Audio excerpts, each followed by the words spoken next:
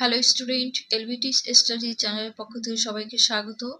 আমি আজকের ভিডিওতে তোমাদের প্রথম পর্যায়ক্রমিক মূল্যায়নপত্র 2025-এ যে পরীক্ষা হচ্ছে সেই পরীক্ষার দ্বিতীয় শ্রেণী বাংলা বিষয় নিয়ে কিছু সম্ভাব্য প্রশ্নপত্র, অর্থাৎ কেমন ধরনের তোমাদের প্রশ্ন আসতে পারে পরীক্ষায়, তারই কিছু নমুনা প্রশ্ন সেট এই ভিডিওতে সম্পূর্ণ প্রশ্নের উত্তর সহ বিস্তারিত আলোচনা করা হবে। তোমরা ভিডিওটি শেষ পর্যন্ত দেখবে। এই প্রশ্নপত্র নতুন এবং হলিস্টিক প্যাটার্ন অনুসারে 20 নাম্বার এবং সময় 40 মিনিট থাকছে। শিক্ষার্থীর নাম, ক্রমিক সংখ্যা, বিদ্যালয়ের নাম লিখবে। একে নিচের প্রশ্নগুলির উত্তর দাও। একের কয়ে চাষির ছেলে নিজে চাষাবাদ করার কথা ভাবতে পারতো না কেন? এই প্রশ্নের উত্তরটা আমি 2 নাম্বার অথবা 3 নাম্বারের জন্য উত্তরটা লিখেছি। সত্যি শোনা গল্পে চাষির ছেলে ছিল খুবই অলস প্রকৃতির মানুষ। এখানে সে হবে, সেই হয়েছে। সে চিরকাল শুয়ে বসে কাটিয়েছে বুড়ো চাষির রোজগারে সে বসে বসে খেত। কোনোদিনই সে কাজ করে টাকা উপার্জন করেনি, তাই সে চাষ আবাদ করার কথা ভাবতে পারত না। তোমাদের এই প্রশ্নটা যদি 1 নাম্বারের হয়, এরকম প্রশ্ন আসে, সেক্ষেত্রে তোমরা উত্তরটা লিখবে চাষির ছেলে খুবই অলস প্রকৃতির ছিল, তাই সে চাষ আবাদ করার কথা ভাবতে পারত না। এই প্রশ্নের আরেকটা উত্তর আমি তোমাদের মুখে বলে দিচ্ছি, তোমরা এটাও লিখতে পারো, এছাড়া যেটা বলবো সেটাও উত্তরটা লিখতে পারো। সত্যি শোনা গল্পে চাষির ছেলে নিজে চাষ আবাদ করার কথা ভাবতে পারতো না, কারণ সে ছিল খুবই অলস প্রকৃতির। শুয়ে বসে দিন কাটাতেই সে বেশি পছন্দ করত। ঠিক আছে, এটাও লিখতে পারো। একের ক্ষয়ের দাগে দেখব শিকারীর ঘরবাড়ির চেহারা কেমন ছিল।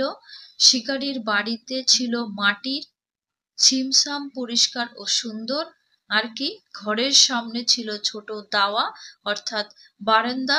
ঘরের মাটির মেঝে ঠান্ডা ছিল, যা দেখে বাঘ প্রশান্তি অনুভব করেছিল। গয়ের দাগে রয়েছে ডাক্তারবাবু কি প্রতিজ্ঞা করলেন ও কেন?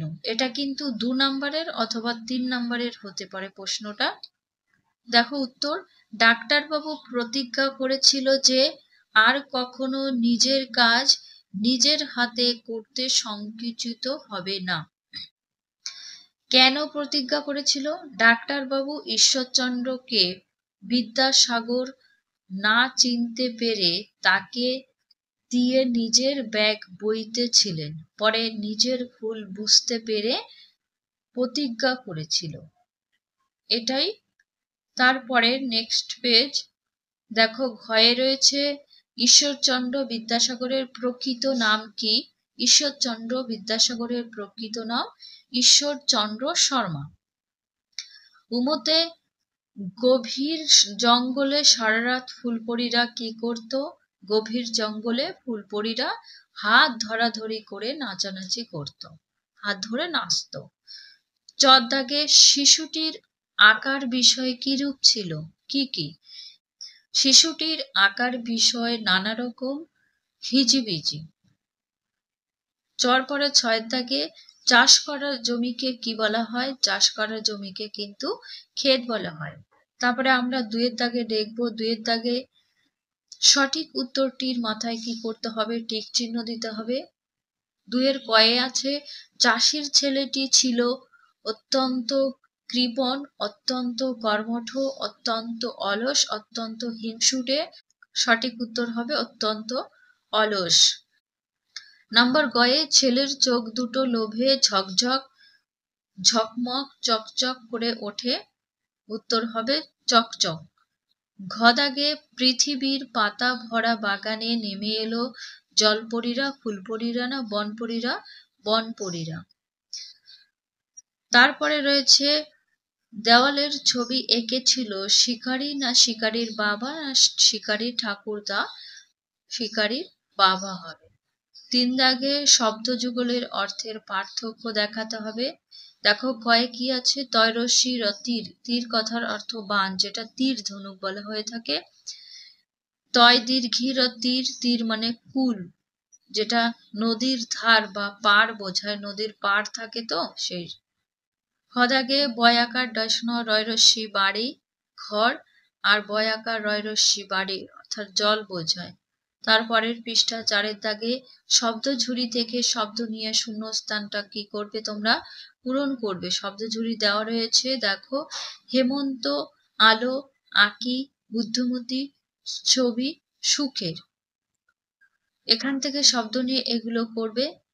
কয়ে নানা কি হবে, ছবি আঁকতে।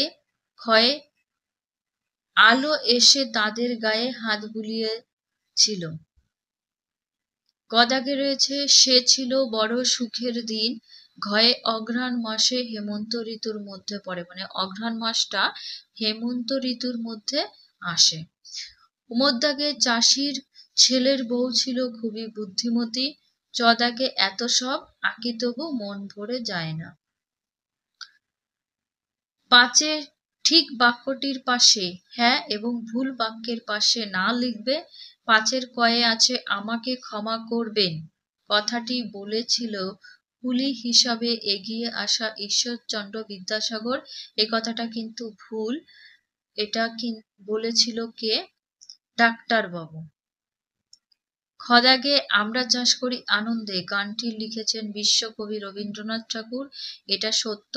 গদাগে রয়েছে ফুলপরীরা তাদের দেশ থেকে অনেক ফুল নিয়ে এসেছিল, এটা মিথ্যা হবে, তাদের দেশ থেকে কিন্তু বীজ নিয়ে এসেছিল, ফুলের বীজ। ঘয়ের দাগে সারাদিন কবিতাটি লিখেছিল সুকুমার রায়, এটা মিথ্যা হবে, সারাদিন কবিতা লিখেছে সুনির্মল চক্রবর্তী, ঠিক আছে, সেক্ষেত্রে এটা মিথ্যা। তারপরে 6 দাগে অর্থ লেখো, প্রত্যেকটা শব্দের মানে লিখবে। 6 কয়ে আছে প্রতিজ্ঞা শব্দের অর্থ শপথ।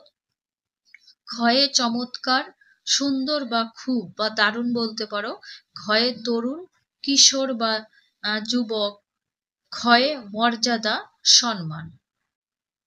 7 দাগে বিপরীত শব্দ লেখো। কয়ে উচিত, অনুচিত হবে, ওখানে অনচুত হয়েছে, অনুচিত, ঠিক আছে, নৈরস্য দেবে, অনুচিত। ক্ষয়ে সংকুচিত, প্রসারিত। গদাগে দেখো এখানে প্রশ্নটা দুবার হয়ে গেছে, ঘয়ে ঘন, পাতলা। 8 দাগে বর্ণ বিশ্লেষণ করো। কয়ের কি রয়েছে, বুদ্ধিমতী, এটাকে ভাঙবে তোমরা। ব যুক্ত হস্যু, দ যুক্ত ধ হস্যই বুদ্ধি, ম যুক্ত অ, ত যুক্ত দীর্ঘই মতি, বুদ্ধিমতী। খ দাগে স্টেশন, দন্তে স যুক্ত ট, ট যুক্ত এ, স্টে। তারপর স যুক্ত অ, ন যুক্ত অ, শন, স্টেশন। 9 এলোমেলো বর্ণ সাজিয়ে শব্দ তৈরি করতে হবে, এটা হবে সিমসাম। ক্ষয় হবে অনেক দিন। 10 দাগে বাক্য রচনা করো। বিরাট আর মৌমাছি, বিরাট দিয়ে আমি বাক্য রচনা করিনি, এটা তোমরা নিজেরা করবে, কমেন্টে বলবে কি বাক্য রচনা হবে বিরাট দিয়ে, আর যদি না পারো সেটাও কমেন্টে বলবে। ক্ষয়ে মৌমাছি, এক ঝাঁক মৌমাছি বাগানে উড়ে গেল। এই পর্যন্ত ভিডিও শেষ করলাম। ভিডিওতে লাইক করবে, কমেন্ট করবে, বন্ধুদের কাছে ভিডিওটি শেয়ার করে দেবে।